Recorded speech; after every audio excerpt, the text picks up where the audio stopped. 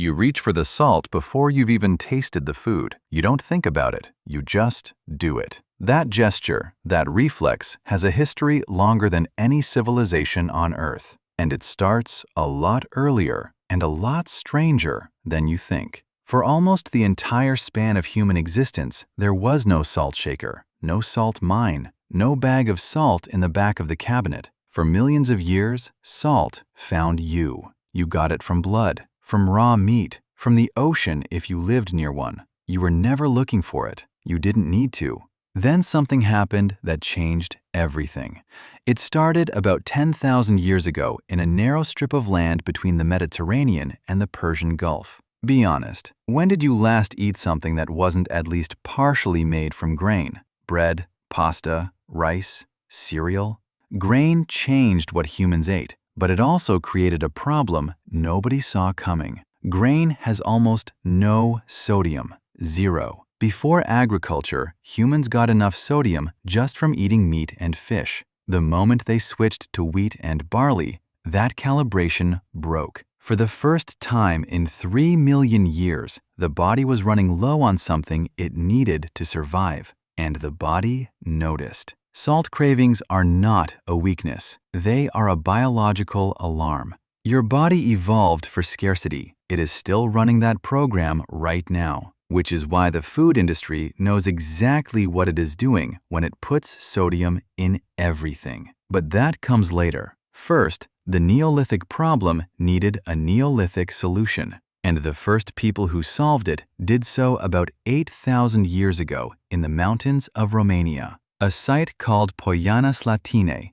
in a valley called Lunca. Archaeologists Olivier Weller and Gheorghe Dumitroia spent years excavating it. What they found was a salt spring, and around it, ash and fragments of ceramic vessels, no metal tools, no machinery, just fire, water, and the understanding that if you boiled the spring long enough, something useful was left behind. That process produced hard cakes of salt, transportable, tradable, worth walking a very long way to get. Getting one block of salt to a village that had none required hours of work, a fire maintained all night, and hands that smelled of smoke for days. You shake a plastic shaker and never think about any of it. Now here's the thing about salt. It is the only rock humans eat directly. Every other mineral in your diet arrives packaged inside a plant or an animal. Calcium comes through milk. Iron comes through meat. Potassium through bananas.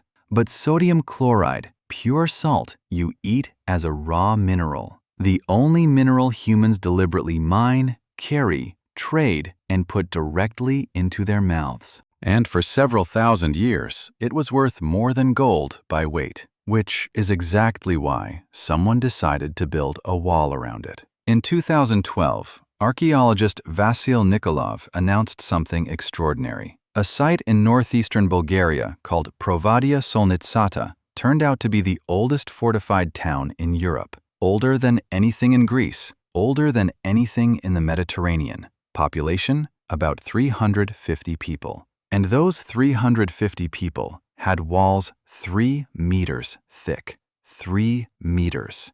They weren't defending against invaders. They were defending the salt. The settlement sat directly on top of the only rock salt deposit in the Eastern Balkans. Nikolov excavated for 20 seasons. By 4700 BC, Solnitsata was producing up to 5 tons of salt per production run. That salt went across the Balkans, hundreds of kilometers in every direction. And somewhere in that trade network, people got very, very rich.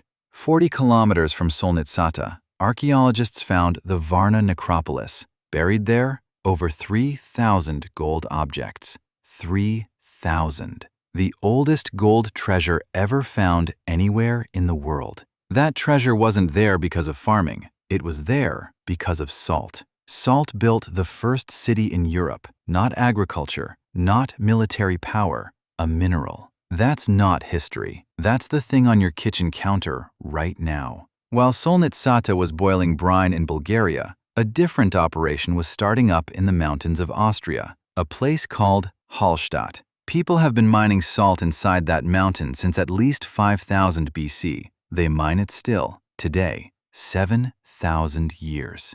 The same mountain, the same salt. Inside, archaeologists found a wooden staircase dating to 1344 BC, the oldest staircase in Europe, built to carry salt out of a mountain. They also found the body of a Bronze Age miner, perfectly preserved. Salt kept a human body intact for 3,000 years underground. The same property that made it worth building a 3-meter wall around.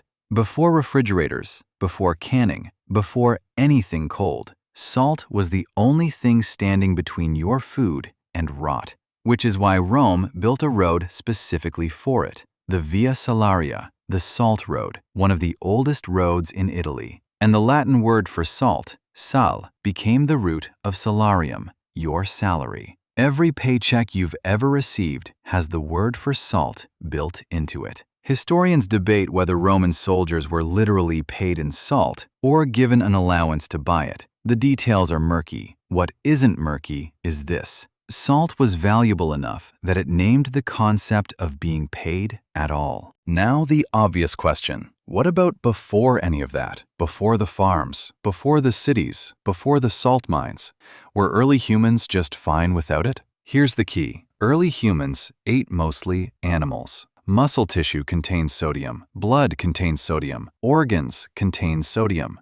You eat red meat, you get sodium without trying. Pre-agricultural humans consumed roughly 768 milligrams of sodium a day from food alone. That's below the modern recommended minimum, but the body adapted to it. The body evolved over 3 million years to extract maximum benefit from minimal salt. Then agriculture arrived, and the sodium source disappeared almost overnight. Agriculture is the villain of this story, not because it was wrong, because it solved one problem and created another, and humans have been chasing that second problem ever since. The craving that keeps your hand reaching for the salt shaker, that's the second problem, still unsolved. There are people who still live this problem in real time. In the Colombian Amazon, the Witoto people have no rock salt, so they burn specific plants. They collect the ash.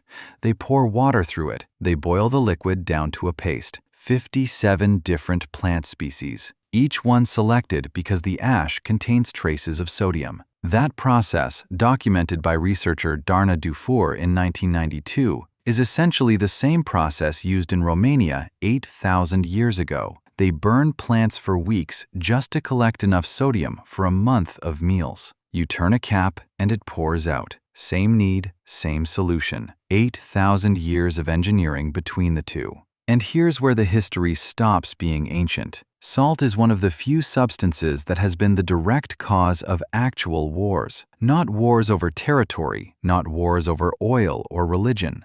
Wars over a mineral your body uses to conduct nerve signals. In 1482, Duke Ercole I of Ferrara fought the War of Salt against Venice. Venice had a monopoly on salt from its lagoon. It used that monopoly to control the entire Po Valley. Ercole cut off Venice's salt supply routes to break that control. The war lasted a year. Thousands died over salt. When Gandhi led his famous march in 1930, he didn't walk 240 miles to protest British rule in general. He walked to the sea to pick up salt, because the British had made it illegal for Indians to produce their own. One person, one handful of salt, the beginning of the end of an empire. That handful is what's in your shaker right now. Same mineral, different century. You just don't have to march for it. The body that reaches for salt before tasting food is the same body that crossed deserts, boiled springs, burned forests, and built walls for it. You inherited the craving. You just lost the memory of what it cost. Civilizations rose and fell over what you shake out without looking down. What's something ordinary you use every day that you've never once thought about the history of? Be honest, I read every single one.